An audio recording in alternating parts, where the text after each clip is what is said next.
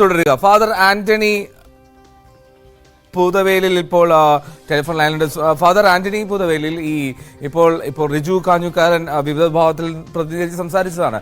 ഈ മാർപ്പാപ്പ ഇറക്കിയ ഒരു സർക്കുലർ, അതിലൊരു മാറ്റം ഇവിടെ എത്തിയപ്പോൾ അങ്ങനെ ഒരു മാറ്റം ഉണ്ടായോ? അതേക്കുറിച്ച് എനിക്ക് വ്യക്തമായ അറിവ് എനിക്കില്ല. ഇവിടെ വിമത വിഭാഗം അങ്ങനെയുള്ള ആരോപണങ്ങൾ നിരന്തരമായിട്ട് ഉന്നയിച്ച് സിനഡ് എടുത്ത തീരുമാനത്തെ നിഷേധിക്കാനായിട്ട് അത് തുടരെ അവർ പരിശ്രമിച്ചുകൊണ്ടിരിക്കുകയാണ്. അതിന്റെ ഭാഗമായിട്ട് ഉയർത്തുന്ന ആരോപണങ്ങളാണ്. അവരുടെ ഡിമാൻഡ് അനുവദിച്ചു കിട്ടാൻ വേണ്ടി ഏത് കുതന്ത്രവും അവര് ഉപയോഗിച്ചുകൊണ്ടിരിക്കുകയാണ്. അതിന്റെ ഭാഗമായിട്ട് മാത്രമേ ഞാൻ അതിനെ കാണുന്നുള്ളൂ. കാരണം ഇത് സിനഡിൽ വിശദമായി ചർച്ച ചെയ്ത് വത്തിക്കാൻ സമർപ്പിച്ച് മാർപ്പാപ്പയും അംഗീകരിച്ച ഒരു കുർബാന ടക്സയാണ്. അപ്പൊ അതില് എന്തെങ്കിലും അപാകതകളോ പോരായ്മകളോ ഉണ്ടെങ്കിൽ അത് സിനഡിലാണ് അത് ചർച്ച ചെയ്യേണ്ടതും ആ ചർച്ച ചെയ്ത് അത് എന്തെങ്കിലും പരിഹരിക്കേണ്ടത്. അതിനൊന്നും ശ്രമിക്കാതെ വെറുതെ ആരോപണങ്ങൾ ഉന്നയിച്ച് ആളുകളെ തെറ്റിദ്ധരിപ്പിച്ച് അവരുടെ ഡിമാൻഡുകൾ നേടിയെടുക്കാനുള്ള ഒരു കുൽസിത ശ്രമത്തിന്റെ ഭാഗമായിട്ട് മാത്രമേ എനിക്കിതിനെ കാണാൻ സാധിക്കുകയുള്ളൂ. ഫാദർ ഒന്ന് തുടരുക. ഞാൻ റിജുവിലേക്ക് ഒന്നുകൂടി പോവുകയാണ്. റിജു, ഇപ്പോൾ ഫാദർ ആന്റണി പൂതവേലിൽ പറഞ്ഞതുപോലെ അത്തരം ഒരു മാറ്റം ഇവിടെ വന്നപ്പോൾ ഉണ്ടായി എന്ന് എനിക്ക് പറയാൻ കഴിയില്ല എന്നാണ് ഫാദർ പറഞ്ഞത്. മറ്റൊന്ന്, ഈ എറണാകുളം അങ്കമാലി അതിരൂപത മാത്രമല്ലല്ലോ സിറോ മലബാർ സഭയുടെ അണ്ടറിൽ വരുന്നത്. അപ്പോൾ ബാക്കി എല്ലായിടത്തും ഇല്ലാത്ത പ്രതിഷേധം നിങ്ങൾ ഉയർത്തുമ്പോൾ ഉണ്ടാകുന്ന ഒരു സ്വാഭാവിക സംശയം സാധാരണ ക്രിസ്ത്യൻ വിശ്വാസികൾക്കുണ്ടാകില്ലേ? അതിനെക്കുറിച്ച് ഞങ്ങൾക്ക് കൃത്യമായ നിലപാടുണ്ട്. അതായത് 34 രൂപതകളിലും അല്ലെങ്കിൽ മറ്റു സ്ഥലങ്ങളിലും നടപ്പാക്കി എന്ന് പറയുമ്പോഴും നിങ്ങൾ മനസ്സിലാക്കേണ്ട വസ്തുത, ഇന്ന് ഈ നിമിഷം വരെ ഈ പുതിയ ടെക്സ്റ്റ്, ഈ ടെക്സ മലയാളത്തിൽ അതല്ലാതെ മറ്റൊരു ഭാഷയിലും ട്രാൻസ്ലേറ്റ് ചെയ്യപ്പെട്ടിട്ടില്ല. ഇൻക്ലൂഡിംഗ് ഇംഗ്ലീഷ് പോലും ട്രാൻസ്ലേറ്റ് ചെയ്തിട്ടില്ല. സെമിനാരികളിൽ പോലും പഴയ ടെക്സ്റ്റാണ് ഉപയോഗിക്കുന്നത്. എറണാകുളം അതിരൂപത ഇപ്പോഴും ഉപയോഗിക്കുന്നത് ഈ പുതിയ ടെക്സ്റ്റാണ്, പുതിയ ടെക്സ്റ്റാണ്. അതിൽ ഇവർ കൂട്ടിച്ചേർത്തു എന്ന് പറയുന്ന ഭാഗം മാത്രമേ ഞങ്ങൾ ഒഴിവാക്കുന്നുള്ളൂ. ഞങ്ങൾ അതിന്റെ കാരണവും പറയുന്നുണ്ട്. അതിന് കൃത്യമായ ഒരു മറുപടി ഇന്നേ വരെ സിനഡോ മേജർ ആർച്ച് ബിഷപ്പോ വത്തിക്കാനോ ഞങ്ങൾക്ക് നൽകിയിട്ടില്ല. പിന്നെ അതോടൊപ്പം തന്നെ പൂതവേലി എന്ന് പറയുന്ന വൈദികൻ കഴിഞ്ഞ 2 വർഷമായി ഇവിടെ എറണാകുളം അതിരൂപതയിൽ ഒരു കുർബാന പോലും അർപ്പിക്കാൻ കഴിയാത്ത ആളാണ്. അദ്ദേഹം ഇപ്പോൾ വൈദിക മന്ദിരത്തിൽ താമസിക്കുന്ന വ്യക്തിയാണ്. അദ്ദേഹത്തിന് എന്തുകൊണ്ട് കുർബാന അർപ്പിക്കാൻ സാധിച്ചില്ല? എറണാകുളം അതിരൂപതയിൽ 328 പള്ളികളിൽ ഏതെങ്കിലും ഒരു പള്ളി സിനഡ് കുർബാന നടപ്പാക്കണമെന്ന് പറഞ്ഞ് റെസൊല്യൂഷൻ പാസ്സാക്കിയിട്ടുണ്ടോ? എറണാകുളം അതിരൂപതയിലെ പാരിഷ് കൗൺസിലുള്ള മുഴുവൻ പള്ളികളും, പാരിഷ് കൗൺസിൽ മുഴുവൻ പള്ളികളിലും നിലവിലില്ല. 287 പള്ളികളിലാണ് പാരിഷ് കൗൺസിലുള്ളത്. ഈ പാരിഷ് കൗൺസിൽ മുഴുവൻ റെസൊല്യൂഷൻ പാസ്സാക്കിയിരിക്കുന്നു, ഇവിടെ ജനാഭിപ്രായം മാത്രമേ നടക്കൂ എന്ന്. അത് വിശ്വാസികളുടെ നിലപാടാണ്, വിശ്വാസമാണ്. അതിനെ എങ്ങനെയാണ് ഇവർക്ക് കൗണ്ടർ ചെയ്യാനാവുക? എന്റെ വിശ്വാസം എന്നുള്ളത് എന്റെ കസ്റ്റമറി റൈറ്റ്സ് ആണ്. അതിനെ അടിച്ചേൽപ്പിച്ചുകൊണ്ട് അതിനെതിരെ ഒരു നിലപാടെടുക്കാൻ ഒരു വ്യക്തിക്കോ ഒരു കൂട്ടം ആളുകൾക്കോ എങ്ങനെയാണ് കഴിയുക? ഇതാണ് ഞങ്ങൾക്ക് ചോദിക്കുന്നത്. ഞങ്ങളുടെ സ്വത്തുക്കളിലും ഞങ്ങളുടെ പള്ളികളിലും ഞങ്ങളുടെ അതിരൂപതയിലും പുറമേ നിന്ന് വന്ന് അതിക്രമിച്ച് കടന്നു കയറാനുള്ള അല്ലെങ്കിൽ അതിനുവേണ്ടി നടത്താനുള്ള നീക്കത്തെ പറഞ്ഞത് വ്യക്തമാണ്. ഞാൻ ഫാദർ ആന്റണി പൂതവേലി ഒന്ന് ടെലിഫോണിൽ തുടരണം. ഇപ്പോൾ ഫാദർ കുര്യാക്കോസ് മുണ്ടാടൻ കൂടി ടെലിഫോൺ ലൈനിൽ ചേരുന്നുണ്ട്. വിവിധ വിഭാഗം വൈദികനാണ്. ഫാദർ കുര്യാക്കോസ് മുണ്ടാടൻ, ഇത്തരത്തിലൊരു സർക്കുലർ വരുമ്പോൾ അതിൽ ഇത് ഉത്തരവ് പാലിക്കാത്ത വൈദികർക്ക് പൗരോഹിത്യ ശുശ്രൂഷയിൽ നിന്നും വിലക്ക് ഏർപ്പെടുത്തും എന്നുള്ളതുൾപ്പെടെ അതിൽ വ്യക്തമാക്കുന്നുണ്ട്. താങ്കളൊരു വൈദികൻ കൂടി ആയതുകൊണ്ടാണ് വ്യക്തമായി താങ്കളിൽ നിന്നും അഭിപ്രായം തേടുന്നത്. നിങ്ങളുടെ നിലപാട് എന്തായിരിക്കും? ആദ്യം തന്നെ നിങ്ങൾ എന്നോട് ചോദിക്കുന്നത് വിമത വിഭാഗം വൈദികൻ എന്ന് പറയുന്ന പ്രയോഗം തന്നെ ആദ്യം എടുത്തു കളയുക. അതൊരു അപമര്യാദയായിട്ടുള്ള ഒരു പ്രയോഗം തന്നെയാണ്. ഞാൻ എറണാകുളം അതിരൂപതയുടെ ഒരു വൈദികനാണ്. വൈദിക സമിതിയുടെ സെക്രട്ടറി എന്ന നിലയിൽ സേവനം ചെയ്തിട്ടുള്ള ഒരാളാണ്. ഇപ്പോൾ ഇറങ്ങി വരിക്കുന്ന ഡോക്യുമെന്റ് അതിന് ഞങ്ങൾ വിശ്വസിക്കുന്നില്ല. അതിലൊരു വ്യക്തത ചോദിച്ചോട്ടെ, വേറൊന്നുമല്ല. ഈ വിമത വിഭാഗം എന്ന് ഞാൻ സൂചിപ്പിച്ചതിനെ അതിന് വിമർശിച്ചോട് ചോദിക്കുന്നതാണ്. ഈ സഭാ സർക്കുലറിനെ, സഭാ തീരുമാനങ്ങളെ, മാർപ്പാപ്പയുടെ തീരുമാനങ്ങളെ, മേജർ ആർച്ച് ബിഷപ്പിന്റെ തീരുമാനങ്ങളെ അംഗീകരിക്കാത്ത പക്ഷം സ്വാഭാവികമായും വിമതപക്ഷമല്ലേ എന്നുള്ളതാണ് സംശയം. പറഞ്ഞിട്ടുണ്ടെങ്കിൽ കൃത്യമായിട്ട് മാർപ്പാപ്പയോടും എല്ലാവരോടും കാര്യം പറഞ്ഞിട്ടുണ്ട്. കത്തോലിക്ക തിരുസഭയാണെങ്കിൽ അതിൽ സത്യം വേണം, നീതി വേണം. സത്യവും നീതി ഇല്ലാത്തതൊന്നും കത്തോലിക്കമല്ല. അതുകൊണ്ടാണ് ഞാൻ പറയുന്നത്, ക്രിസ്തുവിന്റെ സഭയിൽ സത്യവും നീതി. ഇന്ന് തന്നെ ഇറങ്ങിയിരിക്കുന്ന സർക്കുലറിന്റെ പ്രത്യേകത നോക്കുക. ഈ 14-ാം തീയതി സിനഡ് ഓൺലൈനിൽ കൂടാനായിട്ട് മൗണ്ട് സെന്റ് തോമസിൽ നിന്ന് സർക്കുലർ വന്നിട്ടുണ്ട്. ജൂൺ 14 സിനഡ് കൂടി തീരുമാനിക്കുന്നേക്കാൾ മുൻപ് എങ്ങനെയാണ് ആ സിനഡിന്റേതായിട്ട് ഒരു ഡോക്യുമെന്റ് ഇന്നലെ ഫേക്ക് ഡോക്യുമെന്റ് ആയിട്ട് പ്രോട്ടോകോൾ നമ്പർ ഇല്ലാതെ പുറത്തു വന്നത്? അതെങ്ങനെയാണ് ഇന്ന് ഒരു ഒറിജിനൽ ഡോക്യുമെന്റ് ആയിട്ട് പുറത്തു വന്നത്? ഇത് മുഴുവൻ തട്ടിപ്പാണ്. ഈ തട്ടിപ്പ് കത്തോലിക്ക സഭയിൽ തട്ടിപ്പിലൂടെയും ചതിയിലൂടെയും വഞ്ചനയിലൂടെയുമാണ് ഒരു കാര്യം തീരുമാനമാക്കേണ്ടത്. ഈ സിനഡ് പിതാക്കന്മാരെന്ന് പറയുന്നവർക്ക് ഈ സിനഡ് പിതാക്കന്മാരെ ഈ പെർമനന്റ് സിനഡ് അംഗങ്ങൾ മാനിക്കുന്നുണ്ടോ? ഈ സിനഡിന് എന്ത് പ്രസക്തിയാണുള്ളത്?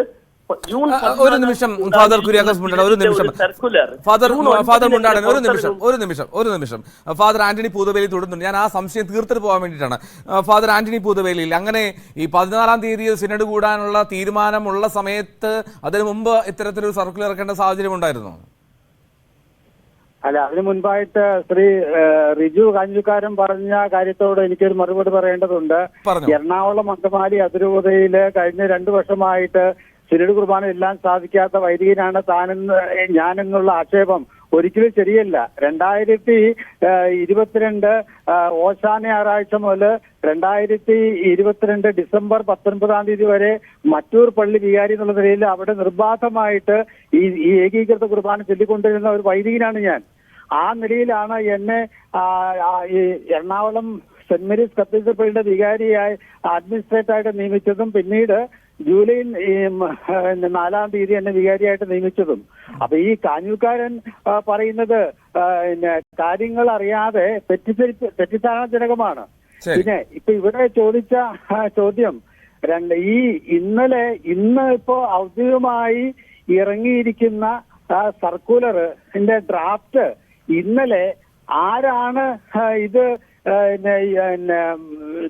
ചാനൽ വഴി, യൂട്യൂബ് ചാനൽ വഴി അല്ലെങ്കിൽ വാട്സപ്പ് ഗ്രൂപ്പ് വഴി ചോർത്തി കൊടുത്തെന്നുള്ളത് ഗൗരവമായി കണ്ടെത്തേണ്ട ഒരു കാര്യമാണ്.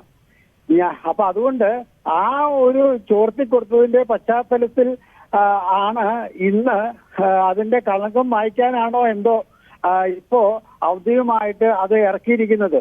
ഇപ്പൊ ഇറക്കിയിരിക്കുന്നത് 2 പേരുടെയും ഇപ്പോ എറണാകുളം അങ്കമാലി അതിരൂപതയുടെ ലെറ്റർ ഹെഡില് 2 പിതാക്കന്മാരും മേജർ ആർച്ച് ബിഷപ്പും അപ്പസ്തോലിക് അഡ്മിനിസ്ട്രേറ്ററും ഒപ്പിട്ടിട്ടാണ് വായിച്ചിരിക്കുന്നത്. ആ നിലയിൽ അതിനെ ഔദ്യോഗികമായിട്ട് മാത്രമേ എല്ലാവരും കാണാനായിട്ട് സാധിക്കുകയുള്ളൂ. അപ്പൊ അത് ആ രീതിയിൽ ഇറങ്ങാനായിട്ട് ഇടയായതിന്റെ അല്ല ഫാദറെ, ഇപ്പൊ ഫാദർ കുര്യാക്കോസ് മുണ്ടാടൻ ചോദിച്ചത് ഈ 14-ാം തീയതി അങ്ങനെ ഒരു സിനഡ് നടക്കാനിരിക്കെ ഇപ്പോൾ അങ്ങനെ ഒരു കടുത്ത നടപടി പോലുള്ള സർക്കുലർ ഇറക്കുന്നത് ഗൂഢാലോചനയാണ് എന്നുള്ളതാണ്. അതാണ് ചോദ്യം. ഈ 14-ാം തീയതി അങ്ങനെ ഒരു സിനഡ് ചേരാനിരിക്കുകയാണോ ഈ സംഭവം? അതായത് പിതാക്കന്മാര് വത്തിക്കാനിൽ ചെന്ന് മാർപ്പാപ്പയെയും പൗരസ്ത്യ സംഘത്തെയും വത്തിക്കാൻ സെക്രട്ടറിയെയും കണ്ട ശേഷം അവർ തമ്മിൽ നടത്തിയ ചർച്ചയുടെ വെളിച്ചത്തിൽ അവിടെ നിന്നും തയ്യാറാക്കിയിട്ട് അതിന്റെ മലയാള ട്രാൻസ്ലേഷൻ അങ്ങോട്ട് അയച്ചു കൊടുത്തത്. അപ്പോൾ പിന്നെ ഈ 14-ാം തീയതിയിലെ സിനഡ് എന്തിനു വേണ്ടിയിട്ടായിരുന്നു? 14-ാം തീയതിയിലെ സിനഡിൽ ഈ വിഷയം ഉണ്ടായിരുന്നില്ലേ? ആ 14-ാം തീയതിയിലെ സിനഡ് കൂടുതൽ ഞാൻ മനസ്സിലാക്കുന്നത് ഈ വത്തിക്കാനിൽ നിന്ന് ഇവിടേക്ക് മേജർ ആർച്ച് ബിഷപ്പിനും അപ്പസ്തോലിക് അഡ്മിനിസ്ട്രേറ്ററിനും കൊടുത്തിരിക്കുന്ന ഈ നിർദ്ദേശങ്ങള് അത് എല്ലാ പിതാക്കന്മാരെ അറിയിക്കുക എന്നുള്ളത് മാത്രമേ ഉള്ളൂ. അതായത് അവരെ അറിയിക്കുക. അതിന് ആരും ഇനി അറിഞ്ഞില്ല, ഞങ്ങൾ കേട്ടില്ല, കണ്ടിട്ടില്ല എന്നുള്ള ആക്ഷേപം ഉണ്ടാകാൻ പാടില്ല. അവരെ അറിയിക്കുക എന്ന് മാത്രമേ ഉള്ളൂ. അതിനുവേണ്ടി ചർച്ചയ്ക്കുള്ള സാഹചര്യം ഉണ്ടായിരുന്നില്ല സിനഡിൽ, അല്ലേ? ആ ചർച്ചയില്ല, ചർച്ചയുടെ പ്രശ്നം ഉദിക്കുന്നില്ലല്ലോ. വത്തിക്കാനിൽ നിന്ന് കൊടുത്തിരിക്കുന്ന നിർദ്ദേശമാണ് ഇത്. വത്തിക്കാനിൽ വെച്ച് തയ്യാറാക്കിയ ലെറ്ററാണത്. അത് ശരിയല്ല കേട്ടോ. ഫാദർ കുര്യാക്കോസ് മുണ്ടാടൻ കേൾക്കാമോ? ആന്റണി പൂതവേലി അച്ഛൻ പറയുന്നത് ശരിയല്ല. കാരണം മാർപ്പാപ്പ ഈ മേജർ ആർച്ച് ബിഷപ്പിനോടും പെർമനന്റ് സിനഡ് അംഗങ്ങളോടും റോമിൽ വെച്ച് പറഞ്ഞത് എന്താണ്? മാർപ്പാപ്പയുടെ ലെറ്ററിൽ എന്താണുള്ളത്? നിങ്ങളുടെ സിനഡാണ് തീരുമാനിക്കുന്നത്.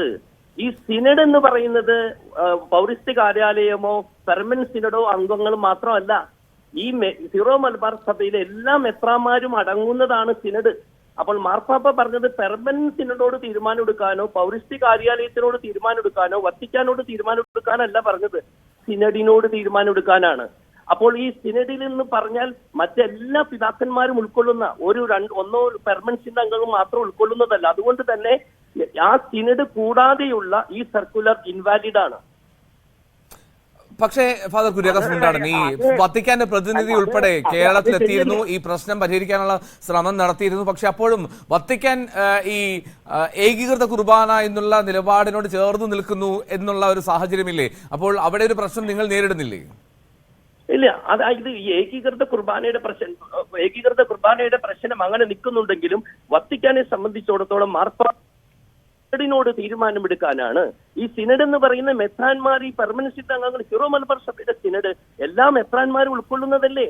അപ്പോൾ എല്ലാ മെത്രാന്മാരെയും കൂടാതെ മാർപ്പാപ്പ പറഞ്ഞതിന് വിരുദ്ധമായിട്ടുള്ള സർക്കുലർ എങ്ങനെ ഇറക്കും? അപ്പോൾ ആ സിനഡ് കൂടാൻ വേണ്ടിയിട്ടാണല്ലോ മൗണ്ട് സെന്റ് തോമസ് ഇന്ന് ജൂൺ 14 ഓൺലൈനിൽ സിനഡ് കൂടാൻ വെച്ചത്. അപ്പൊ ഓൺലൈനിൽ സിനഡ് കൂടിയിട്ടാണ് ഈ സർക്കുലർ വരണമെങ്കിൽ ഇവിടുത്തെ അത് വാലിഡ് ആണെന്നെങ്കിലും പറയാമായിരുന്നു. ഇപ്പോൾ ഇത് ഫേക്കായി. This is a fake document. ഇവിടുത്തെ ജനം, ഇവിടുത്തെ വിശ്വാസികളും വൈദികരും ഇതിനെ തള്ളിക്കളയുന്നു. ഓക്കെ,